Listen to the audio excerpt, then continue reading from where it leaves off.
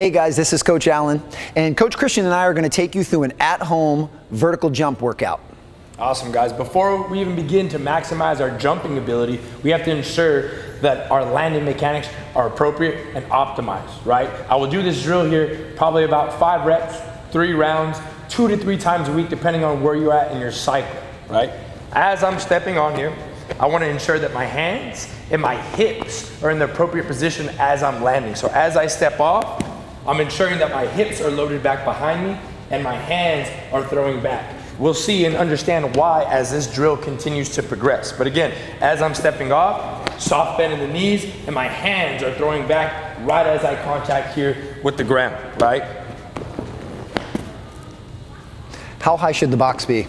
The box, really over time, that's a great way to kind of progress yourself, right? As the box continues to get higher, there's higher amounts of forces, there's more amount of stability that your body needs to be able to build so that we don't have, right, as I step off, I don't have an earthquake. Every single time we make contact with the ground, our body, lower body and upper body is both super stable. Perfect. And I know we're on an artificial turf here. What's the ideal surface to land on? For a basketball player, if we want to try to mimic the game as much as we can, let's get into a flat surface that does not have any type of turf. Something that has the same type of feedback like a court would have. Perfect.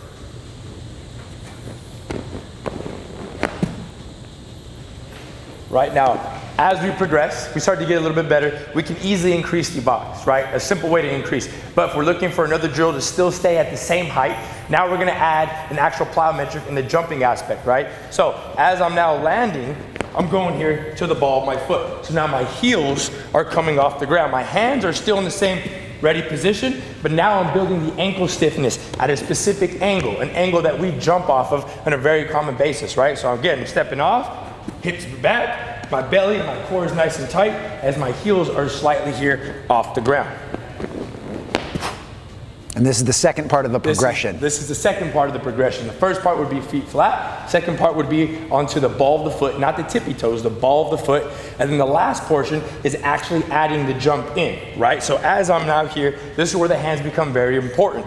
My hands are already gonna start to toss back, hop on up, and then once I make that first contact, I'm minimizing the amount of time that I'm on the ground. I want to get up rather than jumping horizontally. Again, I'll step off, hands back, still sticking that second landing. Again, I would complete about 5 reps. If you get to rep number 4 or 5 and you're very fatigued, then by all means, take some time off, let your body recover, and let's get at least 3 sets in of solid reps every single time. So 5 reps of the flat foot landing, Yep. 5 reps of heels slightly up, and then 5 reps of the actual jump. Exactly. That would be 1 set, go through that 3 times. Exactly. Perfect. Awesome. So once you get done with those 3 progressions right there, the next thing that we're going to get into is a non-counter movement jump. A lot of us, right, in basketball are very used to utilizing the stretch before we come up and produce force. But what we need to get better at if we want to become a better jumper is utilizing the jump without using the stretch. So what does that look like? I got my feet here in this ready position. I'm going to set my hips back and put my hamstrings on a nice tight amount of tension. From there, I got my hands back, so I'm loaded. As I jump here, I don't want to bend and drop anymore using it for a stretch. This is my back position. I'm now going to utilize my ankles to get up and then stick that landing. Again, very important. Many of us are used to loading and then jumping right away. Let's pause for a second. Let's build tension here for 3 seconds. Utilize the ankles and then get back down. Again, we're thinking about 5 reps here, taking enough time in between each rep. If you're breathing heavily, take some time to rest. 5 reps, 3 rounds, doing this about 2 to 3 times a week. Love it. And then how about something from a strength standpoint? Do you have a strength movement you'd like to do? 100%, 100%. Cool. So now what we're going to utilize is now we're going to start utilizing the stance, the split stance, right? A lot of the basketball game is played in this split stance or on a single leg. So what we're going to utilize here is just my one leg. If I can maximize how well and how efficient one leg is jumping and landing, then I'm going to go ahead and make sure that's going to help me ensure that my 2 feet jump or my single leg jump is going to be maximized. So I'm here, this heel is up, the majority of my weight is in my front foot. I'm going to load back again into this tight position for my backside. Now as I'm here, my arms are tight, my hamstrings are tight, I take off, land.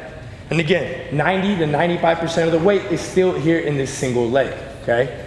Then up, load, up, land. Again, I'm thinking 5 reps on one leg, same thing, 5 reps on the next leg, and we're thinking 3 rounds here of these movements 2 to 3 times a week. So do you want them, when we have the first progression that has the 3 parts, do you want them to do all of that first and then move to number 2 and number 3, or kind of do it in a circle? Okay. Exactly. So you can finish your 3 rounds for the first 3 progressions. Yep. Then move into your non-counter movement jumps for 3 rounds. And then you would finish the last 3 rounds with this split stance right here. Gotcha. And we're doing this in season, off season? When are we incorporating this in? Yeah. Really the best time to do it is off season, early off season, right? But of course, a great way to not load up the joints and tissue so much is doing the non-counter movement jumps. So the stuff that does not have a stretch, that'd actually be great for in season. Still wanting to maximize your jumping ability, but not having to produce as much force and as much wear and tear on the joints and soft tissue. And then last question, if they're doing some more traditional strength work, squats and deadlifts, do you do this before, or would you rather them do this after? Yeah, great question. I would say a lot of the landing stuff is great to do right before. Yeah. Right before your workout, because you're acclimating your body to high amounts of forces and also a lot of stability. Right? When we get under a bar, when we're lifting a lot of weight, that's usually what we are lacking, appropriate amounts of stability. Now, the plyometric aspect, the quick jump, the quick reaction stuff, that could be greatly inputted in between your heavy lifts and your heavy sets, but just again, always ensuring, because the quality of the outputs are always there, that our rest times are taken into account, and we do have enough rest. We can still hold a conversation and not be breathing heavily. Love it. Well, there you go, guys. There's a at-home vertical jump workout that you can interject in and around the rest of your training program to improve your hops and improve your bounce any time of year.